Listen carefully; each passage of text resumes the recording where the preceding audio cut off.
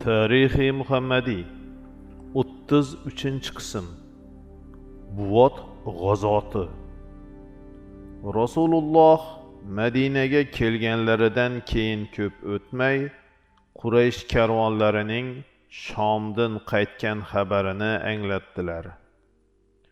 Bu karvonda Umayya ibn Xalaf boshliq Quraysh qabilasidan 100 kishicha bo'lib, alarning 2500 tuyalari bor edi. Rasululloh buni eshitib muhojir sahobalardan 200 kishi bilan karvon yo'lini to'sgani chiqdilar. Bu safar G'azot tug'ini Sa'd ibn Abu Waqqos ko'targan edi.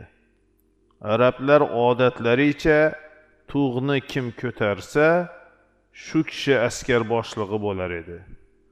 Rasululloh shu yurganlaricha Yanbu yaqinidagi Buvot tog'iga kelib yetdilar. Qarasalar, Quraysh karvoni iz yashirib boshqa yo'l bilan ularga yetkazmasdan ketibdirlar.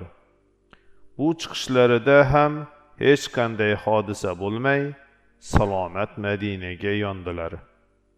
Bu safarlari hijratning 2-yili Rabbiyul Avval oyida yuz berdi.